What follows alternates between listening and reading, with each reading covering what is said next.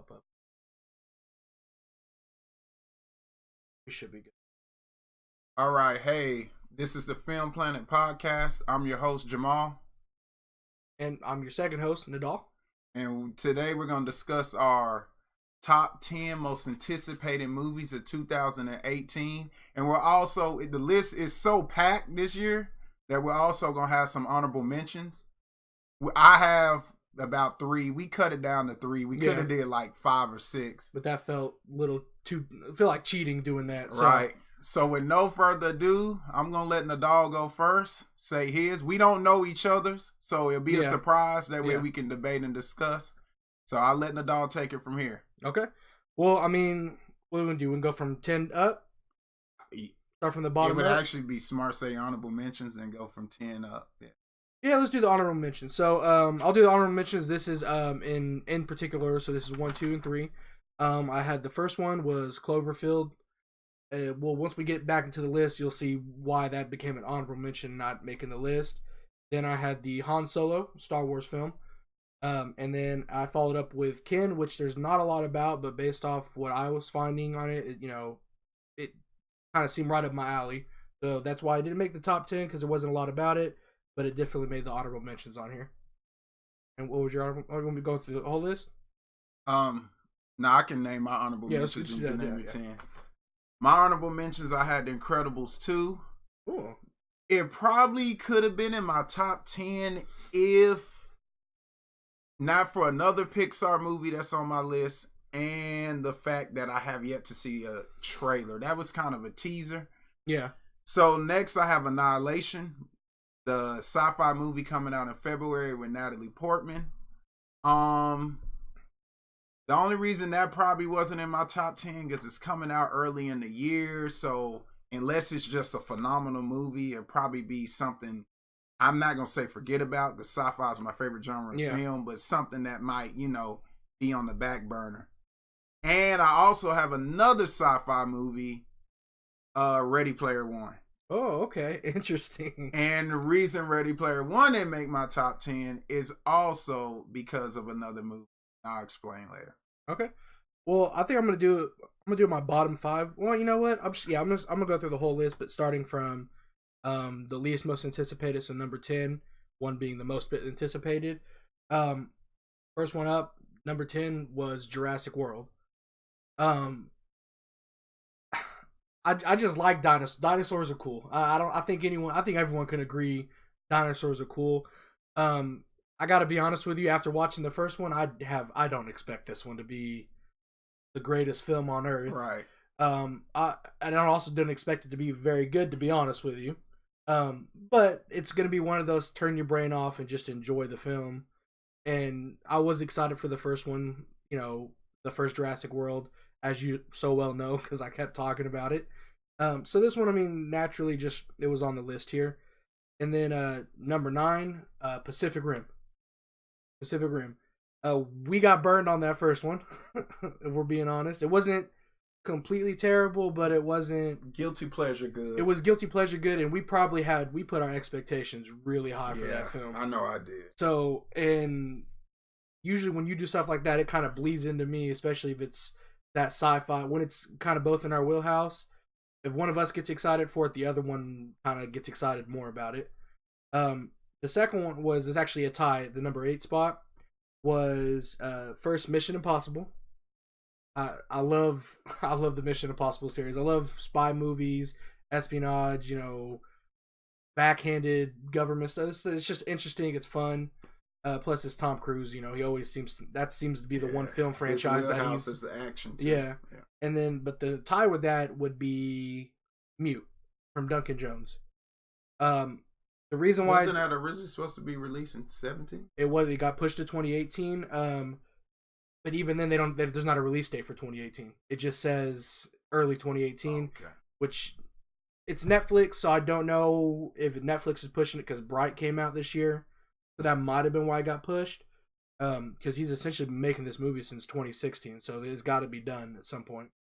So that one right there, we don't know much about it. That's why it was kind of lower on the end. But it's Duncan Jones. I'm a fan of his, Moon, etc. I've enjoyed those films. Number 7 is in Avengers. Infinity War. 7. Number 7 on there.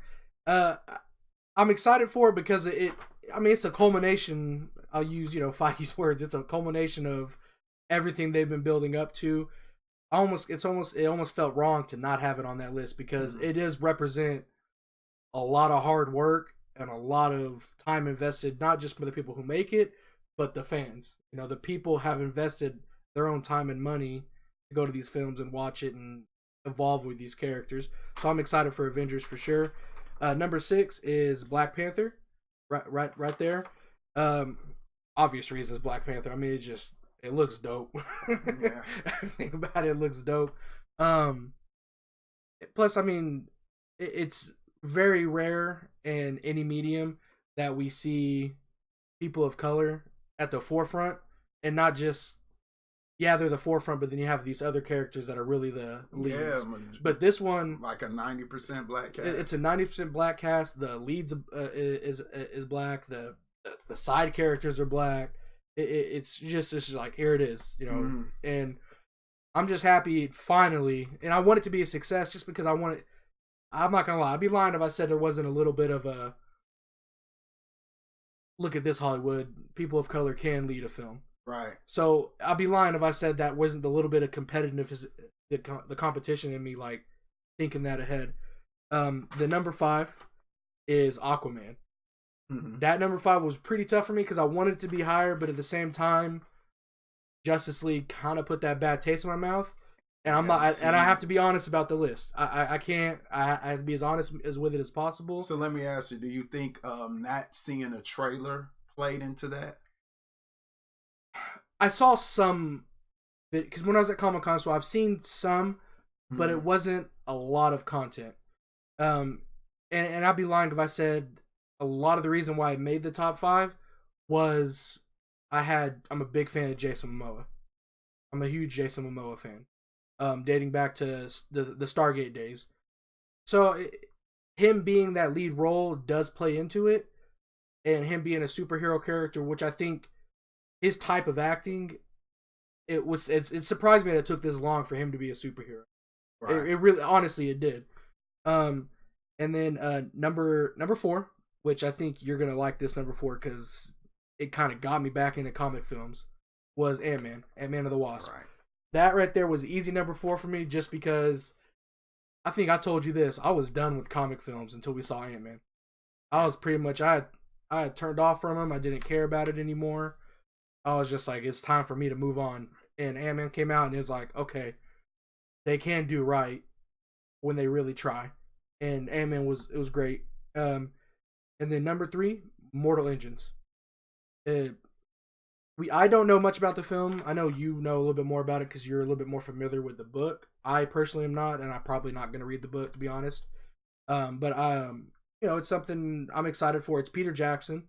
It's been a while since he's done a big budget film. He's producing it and writing it, but the guy who's directing it is basically like a understudy of his. Like, the man's been with him since he was 16. So it's gonna almost feel like a Peter Jackson directed film almost. But also, to that guy's credit, I've never seen his films, which I think he's done like some shorts, so he might have his own taste and look. We'll see. Second one is one of your honorable mentions, is Annihilation. Number 2. So number 2 is Annihilation. I just like sci-fi, man. It's hard for me to look at sci-fi and not get overhyped for it and even try to come back from that. It looks interesting. It looks weird, which I like weird. Weird for me it's something I'm always going to be willing to try. And then another one your honorable mentions, number 1, was Ready Player One. So that right there was Ready Player One. That right there, again, it's mixing sci-fi and video games. That's a ticket. He's a gamer. I'm a gamer. That's a sold ticket right there. Plus it's Steven Spielberg, and then Simon Pegg's in it. I'm a big Simon Pegg fan. I don't care what he's in. I'm probably gonna go watch it, regardless if he's a lead or if he's some character that's on the screen for 2 minutes. I'm a Simon Pegg fan. But I mean, that's my top 10. We'll obviously go into it deeper, but I'm excited to hear your top 10 for sure. Well, drum roll. Coming in at number 10 on my top 10, me and the dog actually had the same number 10. Jurassic World Fallen Kingdom. I'm surprised this actually made my top 10 because Jurassic Park is one of my all-time favorite movies. And I hated Jurassic World. Like, I despised it. The whole Chris Pratt being the alpha male and taking over the Raptors after they took by another. Yeah, I hated Jurassic World. But I guess the nostalgic factor got me. So it put me at number 10. My number 9 is also a shocker. Fantastic Beasts: Crimes of Grindelwald. Oh. Anybody knows me knows fantasy outside of Star Wars is really the exception to the rule. Yeah. Outside of Star Wars and comic book movies, which kind of plays into the fact when I was younger because I collect comic books. I'm not really into like fantasy, like Lord of the Rings, stuff like that, Chronicles of Narnia. I'm not really into that stuff. But I saw Fantastic Beasts and I just connected with the characters. I thought it was cool. Mm-hmm. And a little twist where Colin Farrell's character was actually Grindelwald. I thought that was dope. Yeah. So I'm actually looking forward to see where they go with this story. Number 8, I have the Cloverfield sequel. Okay. At first, it wasn't going to be on my list, but then I kind of read a loose premise. Nobody really knows the premise because it was actually a movie that really was supposed to stand alone, and J.J. Abrams got a hold of it. And they added kind of like a Cloverfield element to it. But the actual premise is like a great sci-fi story. So I'm interested to see that. This is a sequel. Before it was led to believe that, because I think, remember when we came out of 10 Cloverfield Lane, you were like, you kind of wish they didn't leave it on a cliffhanger like that. Because you almost wanted each Cloverfield film to just stand on its own. And it seemed after that second one that they were scrapping that and it was going to be they're going to be following I think it's all connected, not really a sequel. Well, that's what I mean. Like, it's all connected. But do you think, connected. So are we going to get another character this time? Or are we going to see, I can't remember her name. Sorry about that. But Elizabeth Weinstein. Yeah, her being the lead again. You see what I'm saying? No. So you think it'll be... It's a new cast for sure. That's what I'm saying. So, like, it almost can just stand on its own. Like, right. You don't have to go watch the other two. But you know they'll do something to tie it in. Well, yeah. I mean, they'll have the callbacks and stuff. But I didn't know if that had affected your listing of it or anything like that. Right. But anyways, continue. At number 7, I'm a big fan of Pixar, so I have Wreck-It Ralph 2. Oh, okay. The first Wreck-It Ralph, I like the premise, but it's not my favorite Pixar movie, but I like the concept. But this Wreck-It Ralph, I love the concept. And this movie is the reason that Ready Player One didn't make my top 10. Oh. Because I like the concept of this movie, and there's elements of this movie, like they said, mild spoiler alert, they're going to link up with all the Disney princesses, and I just think that premise is pretty cool. That's so pretty cool. That's number 7. Number 6, I have X-Men Dark Phoenix. Okay. This pick is completely fanboy. Like, to me, that's the best X-Men story around. After X-Men The Last Stand, they did it trash. It was garbage. Nobody knew it was happening. It was an L. So I want to see if they can redeem themselves. And it's for so far, I like the younger cast. I want to see more of them. Ty Sheridan, who's in your most anticipated movie, is going to play Cyclops. And they have Sophie Turner. I don't watch Game of Thrones, but I know her character. She's a very good actor. Is massively popular on that show. Very good so actor. I'm looking forward to see what they do with this. Yeah, she's a good actor. Number 5. This is the crazy part of my list. I'm excited for the number 5 top 5. I have a tie, and it's pretty crazy. I actually have Bumblebee and Venom. Really? Yeah. I thought Bumblebee is just correct me if I'm wrong. This is the spin-off Transformers film, right? Yes. See, because I know you personally have been, as much as you don't like Michael Bay. Michael Bay's not doing the movie. Oh, he's not? Right. That's what put it on the list. I'd be lying if I said that didn't get me. So I like the premise because anybody knows me as far as like fandom, like it's Star Wars, and it's kind of Transformers, then kind of comic book, Marvel, DC, mainly Marvel, but they're going back to the Bumblebee. And Haley Steinfeld, she's a good young actress. So once again, another fanboy pick. Just the anticipation fanboy picking me, and John Cena's supposed to have a role in the movie. Really? And yeah, I'm a wrestling fan, so I just want to see how that plays out. Hollywood wants that man to be an actor. And I'm tired with yeah, they do. They really do.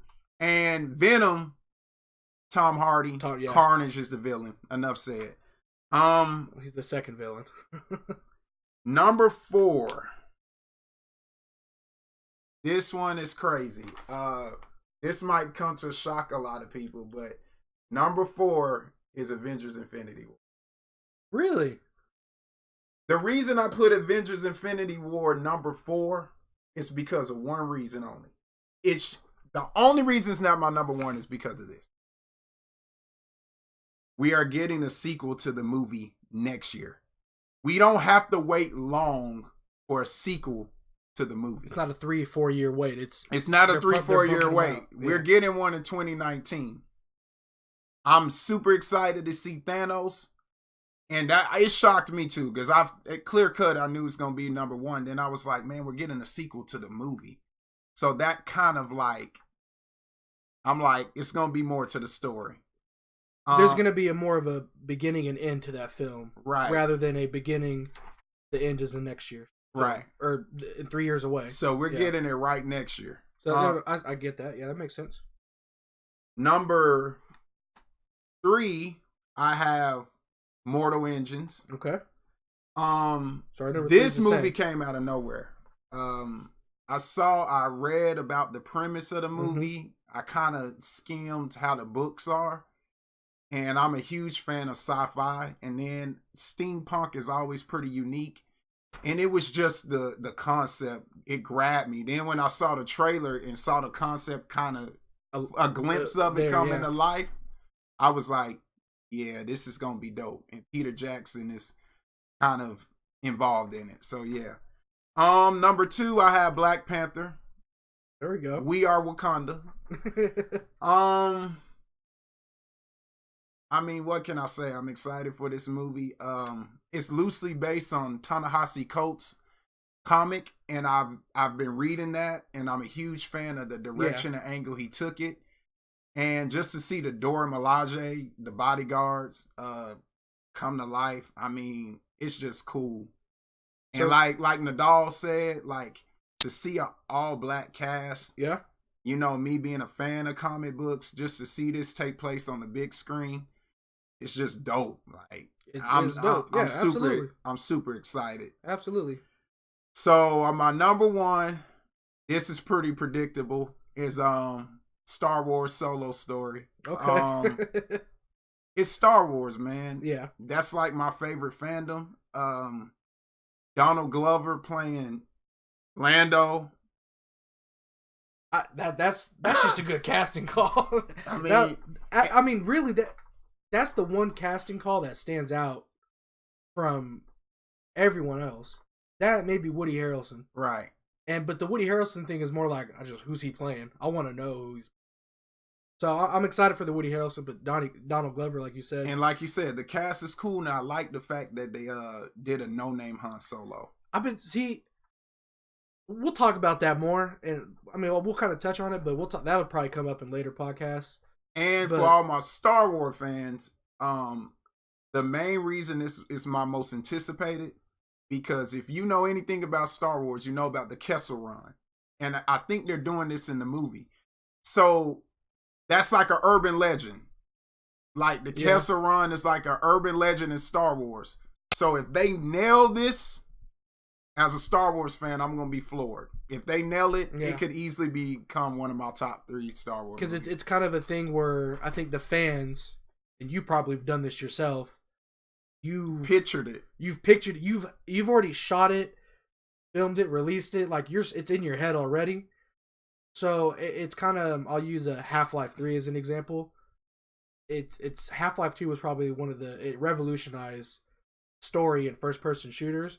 But everyone wants Half-Life 3, but it's been almost 20 years. It's kind of like, now, do you really want Half-Life 3 now? Because it's not going to live up to what you think it should be. And I'm not saying that's going to happen with this, but I'm just saying that that's a good one-to-one comparison. Everyone's imagined what this actually is and what it was. will it live up to everyone's expectations? Mm-hmm. Which with The Last Jedi, probably not. But if it's in there, we don't know if it's in there. We don't have that inside information yet. I'm just joking. But no, I mean, I think our number 3 was the same. Black Panther, both on the list. Avengers, both on the list. I'm interested that you had a lot of animated stuff on your list, even consider honorable mentions and everything. Well, Incredibles was my favorite Pixar movie until Inside Out. So that's definitely an honorable mention. Like I said, a lot of these movies don't have trailers.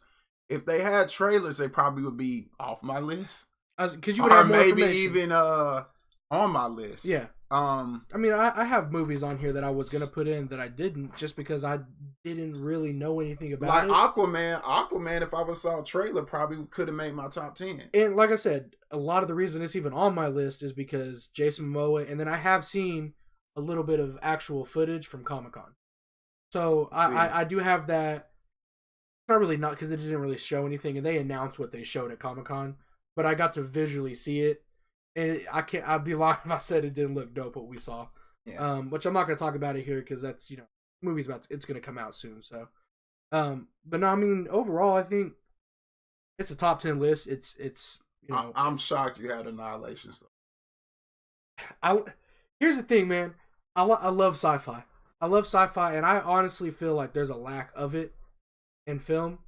And then a lot of stuff that gets considered sci-fi isn't actually sci-fi. Sci-fi, right. So I'll use probably the most recent example. We got into that about Guardians of the Galaxy. Guardians of the Galaxy. I had to school on people. And then there's Star Wars, which we got into that about that as well. Mm-hmm. That's not really sci-fi. So it's almost like I'm considering stuff to be sci-fi just because there's a lack of sci-fi to help fill that void for myself. And it sucks. I want there to be more sci-fi because I think sci-fi is good. And it doesn't always have to be overly complicated like some people might think, which I think is a lot of the reason why it doesn't ever get made, is because people are expecting a super complicated story that no one can really follow. It just doesn't get greenlit. You know what's interesting about my list that I'm surprised you didn't catch? What? I didn't have Ant-Man Wasp on. I did catch that, but I didn't really think anything of it, to be honest with you. Yeah, I didn't have it on there because, like I said, I haven't seen a trailer. That's true. And that played, and man, it was just tough, dude. This was a tough year. Any other year, Ant-Man and the Wasp would have probably been in my list. Yeah. But yeah. No, I like Paul Rudd to begin with. The dude's, he's not really that funny. I mean, I can admit to that, but his humor does it, like the dead face, it appeals to you. It just appeals to my sense of humor, and I like it. Plus, you mix that with a superhero, which for years now it's just really been Tony Stark kind of in Thor, and that back and forth. And I think Paul Rudd he's funnier than both of them combined, honestly. Plus, I think he actually helped write the Ant-Man film, so I'm interested to see what aspect or what input he had, which probably wasn't much. It's Marvel. They have their own team of writers that really kind of make everything they like. No, this can't be in here because we're doing this in 2 films down the road. Mm-hmm. So it's good. Something I was honestly Pacific Rim wasn't in yours. Yeah, and I know that for a fact. Just to kind of put this into perspective, the first Pacific Rim was no one could tell us that it looked bad. I think we borderline attacked people who would tell us, "Oh, it looks terrible." We're like, "What's terrible about robots and monsters?" I think we both were like, "You're crazy." When we watched it, and then live up to expectations. It didn't live up to and it wasn't a terrible film, but it also wasn't very good. But our expectations were just so high. Even if that film was good, it would have fell short. It was that simple. But this one, they seem to revamp it. They've kind of did a 180. Got rid of a lot of the old characters, at least from the trailer. They did. And, I mean, John Boyega, I think, to me, he's a likable actor. He needs this to really see him. To shine. Because so far, you haven't really seen it, and you haven't seen his earlier work, which I think really what he's known for outside of Star Wars is Attack the Block. Right. Which I think you can get on iTunes. It's kind of a cult classic. It's a cult classic. A lot of people don't know. And even Detroit was a smaller film. And he was a main character, but it was a lot of main characters, so you didn't. But that really story was the main character. Really, Yeah. it wasn't the characters in it, but the actual events that the film was depicting. That was your lead. If you almost, it's one of the. It's an academy. It was what it was. What do you call them? Oscar bait films. Like it's really not about the acting. It's more about the story is the lead in that. Another thing I think our Jurassic World was our top 10 or was in our top 10 at number 10. Ken, I'll kind of dive into Ken why that actually made my honorable mentions there because I don't think anyone really knows about it, but it's James Franco, and this is really what I know. Just it was this one sentence that caught me. James Franco is an ex-con who I believe gets released, and he's being hunted down by otherworldly assassins. And it's a sci-fi flick starring James Franco, which I think at this point he's proven that he's a good actor. The man has range. Like he's a good actor, yeah. He can go from your pothead to your dramatic actor, everything in between. Yeah. So I'm excited to see him in a sci-fi type film. I mean, otherworldly assassins chasing down an ex-con. It almost, to me, it's like that script writes itself almost. So I'm excited for that. I want to see where it's coming from. And then Cloverfield, like I said, the top 10 is what it is, but Cloverfield didn't make it in there just because. The reason why I didn't make the top 10 is what I actually just asked you about was because I thought they were I wanted it to be another standalone story. Right. But still be connected to a wider universe. But I was under the impression that it was going to be a sequel to 10 Cloverfield Lane, and I almost didn't want that. So that's why I made it honorable mention. So why you didn't have Fantastic Beasts? Here's my deal, man. It's called Crimes of Grindelwald. Why are the Fantastic Beasts characters in it? Because all the hype behind this is a Dumbledore, Grindelwald, and their history, right? Let me say this. I'm glad you brought that up. Because it almost like... That's what the Harry Potter fans want. They're doing the same... Harry Potter fans are doing the same thing a lot of Star Wars fans are doing. Did with The Last Jedi. They have this expectation in their mind. Oh, it's going to be the battle between Grindelwald and Dumbledore. And I'm like, no, J.K. Rowling has came out and said, yes, that's going to play a factor, but the main character is Newt. Yeah. You remember our friend Regina, she even said, no, the main character can't be Newt. I'm telling you what the creator of the franchise said. The main character is going to be Newt. So it's almost like they're doing that same thing. I feel like if they just let the story play out and give it a chance, which she has came around to it. Yeah. But I think if other fans, they'll enjoy the movie because I enjoyed it for what it was. And you're turning the Harry Potter movies are just mad at me. But for some reason, I don't know if this because it took place in America. I don't know if it's because I didn't have the expectation of Harry Potter fans. Or people who read the book. I think that was the same here. I think it read the book. I could come in fresh like everybody else. Because you hear these people, they hype it up. Oh, the book. And then you get there, it's like, okay, all right. Well, I heard the book, they have a Fantastic Beasts book. But it was written after. But it was written after only because it became some weird of like a weird focal point because it was mentioned at some point in time in the actual the regular book.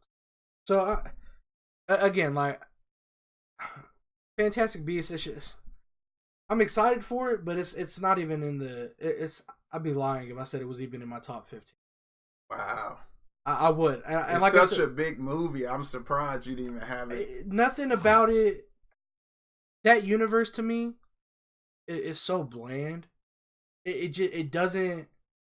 There's nothing interesting about it because even when they were in America, it was just a rehash of magic users and non-magic users.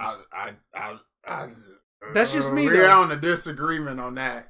I like how, to me, it was a lot more diversified than Hogwarts. To me, yeah. I mean, I get your point. Now, they had a different time frame because modern day was Hogwarts. This kind of took place in the kind of I want to say 30s, 40s, Industrial Revolution period. So, yeah. So no, I mean I'm excited for it, but like I said, I got to be honest with myself on the list. That's cool. And I don't want to include stuff just because it's a big film. Like, I feel like we start getting to that realm. And I'm not saying it's a big film, but I get your point. But I'm just saying, like, the idea behind the list is you're anticipating, right? Not the world's anticipated. You know. Plus, I don't care what anyone says. Harry Potter films have no magic in it. Okay, there you go with this. You can't have like 100 hours of movie and like 15 hours of magic. They did magic throughout all those movies, and I'm not even a fan of those movies. And they did magic throughout those. Not movies. Enough. I don't know where he gets that. Anyway, that's just me being a hater. Nah, man. I mean, for the most part, our lists were not really the same. They're pretty different. Something I wanted to hit on was X-Men. That I honestly didn't think that was going to make your list. It made it because that story is to me is one of like the best comic book stories ever made. It's up there with the death of Superman. Yeah. It's up there with the Infinity Gauntlet story. Like, it's such a dope story because it's more like psychological. Like, you know, one of your team members goes crazy, and you got to think about do we save her? Do we kill her? Yeah, like that's interesting dynamic. And then you have her love interest. It was actually husband in the comics, but in here it's more they're younger, so they're not going to do so that. And you know how it hurts him, whatever. So yeah. Something I want to touch on was Black Panther, because that was both on our list here. Is Aladdin 2018? I couldn't. It said Aladdin is. I saw 2018 when I looked it up, but it didn't say anything definitive. Like, it almost like someone just typed 2018 to type it. 2018 because that kind of ties into the people of color, not even diverse, like it's people of color, an Arab cast, and all Arab never cast. Seen that, and that's like people will kind of shrug it off. It'll be another 10 years before people kind of start seeing like all demanding more of it. And Aladdin kind of they halfway got it right, to be honest with you. Because let me just clear something. People from India and stuff like that, they're not Arab. I want to clear that because people seem to think we're the same. We're not. One's technically Asian, one's not. And they halfway got it right on the cast. They casted, you know, probably the two biggest characters as Arabs, and then Will Smith as the genie, which I'm very interested to see how he plays that. He got big shoes to fill. He got big shoes to fill. Which I think Will Smith. I think they got the one actor who has the best chance of filling those shoes. Yeah, in my opinion, he has a big personality, man. That's the thing about Robin Williams. He's charismatic. That's what I'm saying. But that's what Robin Williams was. He was a big, charismatic character. He had his personality was the genie. It wasn't him acting as the genie. And that's why I think it's gonna be so tough. That's what I'm saying. If Will even does remotely good, like you'll be impressed by that. Yeah. I mean, it's Will Smith. Like I said, if anyone is positioned to fill those shoes, it's him. Right. No, I'm excited for that, but that's another thing with Black Panther. Like, those were cones that I was gonna put Aladdin, but I couldn't find anything that said early 2018. There was nothing there, so I assumed it wasn't coming out. And then, I mean, anything else that we want to touch on there? I mean, like I said, the most part, our lists were the same. Not really. Well, I mean, outside of like you had Mission Impossible on there. I mean, I think which I enjoy the movies, but they're never on my radar. Yeah. Like, when I watch them, I'm like, that was dope. But they're never on my radar. I will say this. It went up. The reason why it actually was at number 8, because it was actually number 9 at first, but I switched it, is the Justice League mustache debacle. So that actually, I'm like, what was so bad that they did not want the man to shave off his mustache that he can grow back in no time? Or it's probably easier to CG on a mustache than CG one off. But no, I really, I'm not gonna lie. I'm sure it was just purely being petty, and like, nah, we're not gonna let you guys shave it.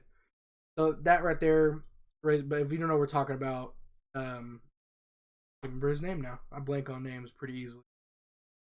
Director? No, not the director.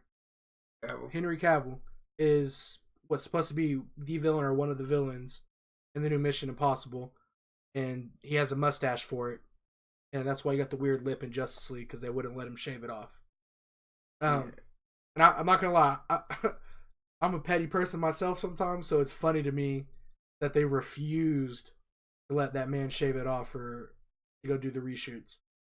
But that's 2017, so that's in the past. That's just funny to me. Let's go back to your list. Something I want to say is this: How do you have Ant-Man and the Wasp over Infinity War, bro? I like Paul Rudd. The Ant-Man is the reason why is the only reason why those comic films are even on the list. It got me reinvested back into that universe because I didn't care about it after that. Before that, I could see Black Panther because they're both solo films, but Infinity War is like the. I get where you're coming from. It's your list. I get where you're coming from. Like, I had a good explanation why I had it 4, but I had a top 5 though. Yeah, no. I had a good explanation. It is in my bottom 5. I will say that, but I just like Ant-Man. It's when you describe that character, it sounds dumb, but the way it was executed in the film, the actors they got for it, it spoke to me. I guess you could say. Right. It sounds cheesy to say, but it spoke to me. I was like, I like that. To me, it wasn't perfect, but the character, the actor. It all, and then Michael Pena, I want to see that cast back. You know what I mean? I'm very excited to see them back on. With T.I., Michael Pena, all of them. I'm excited to see them back on the screen, and that played a lot into it. Whereas you'll get Ant-Man and the Wasp probably in Avengers, but you're not gonna get the Michael Penas. And a lot of that on-screen stuff. A lot of what made that film great was the T.I. and Michael Pena. The chemistry. Their chemistry when the superhero stuff wasn't even happening. I can see where you're coming from. Because to me, it presents a little bit more. And as much as I like the comic films now, it's really the reason why I even care to go see these. Let me say this. This is where our list is going to get dragged by a lot of people. They can drag it if they want. Neither one of us had Deadpool 2 nowhere. There's nothing to be excited about. Whoa. I can understand the excitement of people. Let me tell y'all, that Deadpool 2 trailer was my favorite trailer 2017. Yeah. I love that trailer. Like, I literally watched it like 5 times in a row at work, and I just was cracking up out the whole time. But Deadpool as a character, I've never been into the humor that throw everything at the wall and see what sticks. Quantity over quality. But I will say this. I'm interested to see Josh Brolin and him as Cable. See how he pulls off Cable and how they tie it all into the X-Force. So I am interested to see that. But it wasn't enough to make my list. So. Yeah. Yeah. My opinion on Deadpool. It is what it is. I get why people like it. I mean, when I worked at GameStop, the Deadpool game was about to come out. And for some reason, the game was bad, by the way. I just want to clarify, the game was terrible. Nothing good about it. But for some reason, it was like GameStop's it was like top 3 most reserved games next to your Madden and Call of Duty. And people really like Deadpool. They love that. They really like Deadpool. And there's always like a side effect to that kind of hype for a game or for a character. Yeah. A lot of bad stuff gets ignored by fans. A lot of it.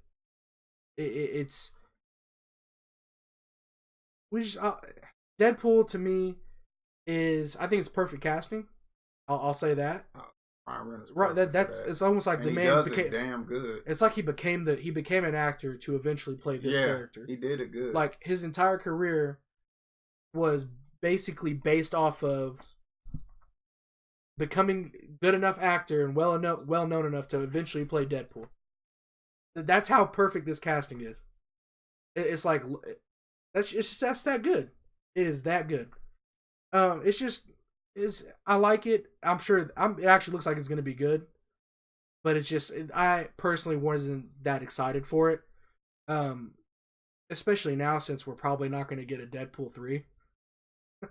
Probably, yeah. Yes, we will. Well, yeah, I take that back. I do take that back. They're gonna milk that cow, bro. They're gonna milk that. Disney's gonna milk that. But I will say this: you're never going to get an original idea like Deadpool again. You won't get another risk like that. At least out of Disney, from a comic book standpoint. I don't know. For the most part, I mean, it's a top 10 list. We loved it. I like my list. I liked where it's at. It was tough breaking down because I mean, if you look on here, I had a lot more than 10 films on there. I kind of knew where my 10 was going from the jump. Yeah. It was just a matter for me rearranging. But yeah, that's our 10 most anticipated movies of 2018. Subscribe and tell us yours in the comments. Yep. We need to start getting subscribers. Yeah. We feel like we're getting better every podcast. Yeah. So we only just started a couple weeks ago. So it's something it's kind of like, I think I told you, like, we just gotta forget about the quality of it and just kind of dive in. The quality will find itself as we progress. I'll link the YouTube in the description on here, on my Twitch page. And that'll be the YouTube channel, but we'll upload it later today. I mean, that was episode 5 of the Film Planet podcast. And one last thing. Oh, go ahead. Remember, this is our most anticipated movie. We're not saying these movies are going to be the best movies we see this year. I know, because there's a movie coming out called The Post with Spielberg, Meryl Streep. I know it had a small release in December, but it's coming out. It's official release, 2018. Yeah, that's probably going to be one of the best movies of the year. Nadal's Annihilation might be one of the best movies of the year. I know for sure that Bumblebee won't be one of the best movies of the year. So it's our most anticipated. Yeah. Not to say it's going to be the best. This is a purely excitement, fanboyish kind of list. This is just a fun little podcast that we wanted to do for the beginning of the year. So if we take off, I don't want people coming back a year later saying, man, Venom was trash, Jamal. You was wrong. No, it's anticipated. Now what I think is going to be We weren't trying to say what's the best. This is just what we're excited for personally. For all we know, half these films are gonna suck. Which Black Panther's not gonna suck. I said half. Infinity War's not gonna suck. But yeah, no. Like, subscribe, follow on YouTube and on Twitch. Anyways, that's episode 5 of the Film Planet podcast. You guys have a great rest of your day. Peace.